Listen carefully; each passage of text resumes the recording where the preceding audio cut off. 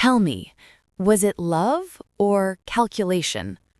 Those words echoed through the ballrooms of London in 1720, whispered behind fans and over candlelit dinners. The city was alive with dreams of wealth, all tied to one name, the South Sea Company. People said it could make anyone rich overnight. Among the dreamers was Edward Langford, a man with charm sharper than a blade. He spoke softly, smiled perfectly, and dressed like fortune already belonged to him. But beneath that calm, there was a hunger, a desperate wish to rise above debt and failure. And he found his key in the innocent heart of Amelia Thornton, the daughter of a respected banker. Amelia had grown up among numbers and ledgers, but believed in kindness more than calculation. When she met Edward at a winter gathering, his words were like poetry, filled with promise, not profit. He spoke of opportunity, of how the South Sea Company was changing lives. She saw in him a man of vision. What she didn't see was that she was being drawn into a web of greed and deception that would soon shake all of England. At that time, the South Sea Company had convinced Parliament that it could erase Britain's massive war debt by trading with South America. The idea was brilliant in theory, but in truth, the trade routes were blocked by Spain, and the profits were imaginary. Yet no one cared. London was obsessed. From shopkeepers to dukes, everyone wanted shares. People sold land, jewelry, and even homes to buy in. It was not an economy anymore. It was a fever. Edward, who once struggled to pay his debts, saw this madness as his ladder. Through Amelia, he gained entry into the circles of men who held real power, her father, Sir William Thornton, among them. Sir William had influence in Parliament and connections with the Bank of England. Amelia's affection opened doors that would have remained closed to Edward forever. He began to gather secret information about share prices, company plans, and government discussions. Each day, Edward's fortune grew. He bought and sold shares at the perfect times, always a step ahead of others. In London's coffee houses, where news traveled faster than ships, people whispered his name with admiration. Langford has the gift. He knows when to buy, when to sell.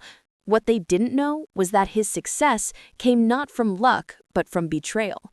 He used Amelia's love as a cover for his ambition, and her father's trust as his ticket to power. Meanwhile, Amelia dreamed of their future together. She imagined a home by the river, a peaceful life, far from London's noise. Edward encouraged those dreams with soft lies. When this is over, we'll leave it all behind. She believed him, never realizing that the man she loved was gambling not just with money, but with her heart and her family's honor. By early 2020, the South Sea shares had reached impossible heights.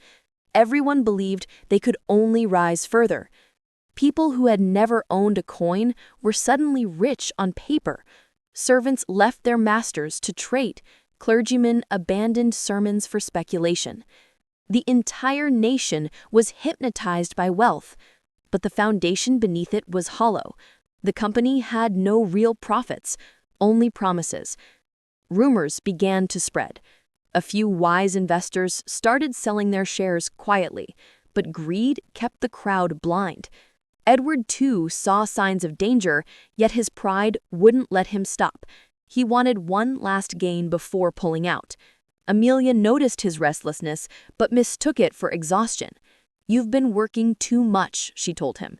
He smiled and kissed her hand, hiding the truth that he was standing on the edge of ruin. Then came the fall. In a single week, confidence collapsed. The first wave of sellers triggered panic. Share prices plunged like stones in the Thames. Men who were millionaires on Monday were bankrupt by Friday.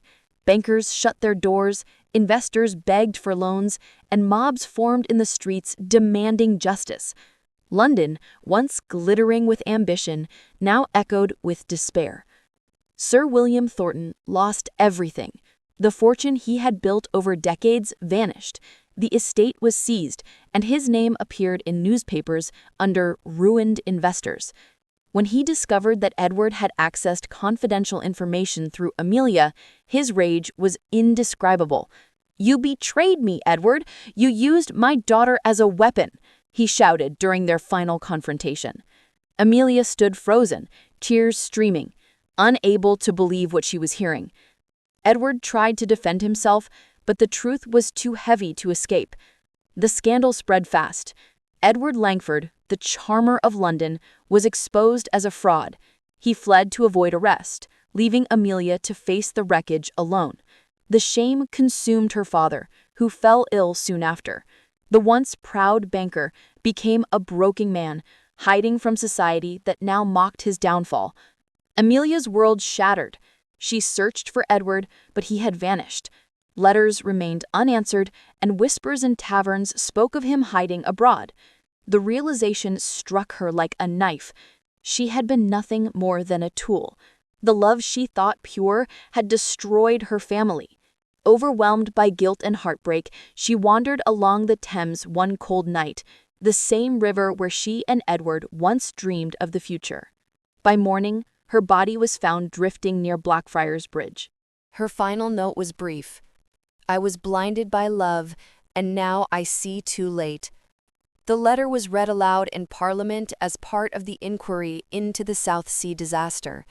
The words struck deep into a city already wounded by greed. The government launched an investigation that uncovered bribery, corruption, and deceit among the highest ranks. Lords, ministers, and even members of the royal household were implicated. The crash destroyed thousands. Estates were auctioned, families torn apart, and suicides filled the newspapers. Edward Langford was eventually captured while trying to flee to France. He spent his remaining years in debtor's prison, where he died forgotten and penniless. The man who once walked among London's elite left behind nothing: no money, no love, only the memory of a scandal that would define an era. In the aftermath, Parliament introduced reforms to control financial speculation, but laws could not erase the pain. The South Sea bubble became a symbol of how greed disguises itself as opportunity. The word bubble entered history to describe all manias that promise paradise but end in ruin. Through the years, people remembered Amelia not as a foolish girl, but as a victim of a world driven mad by money. Her story was told as a warning in drawing rooms and classrooms alike, a reminder that even in love, deceit can hide behind charm and ambition. London recovered eventually.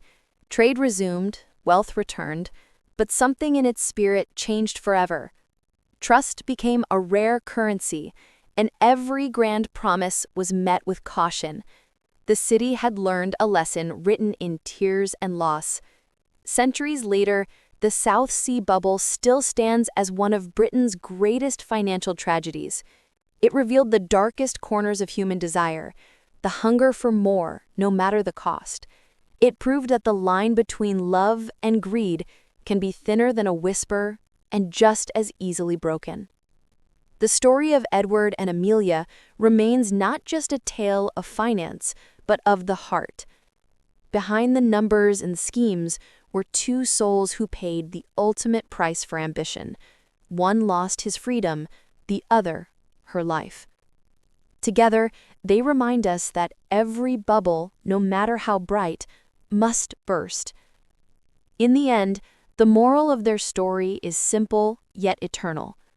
Trust built on lies will always end in ruin.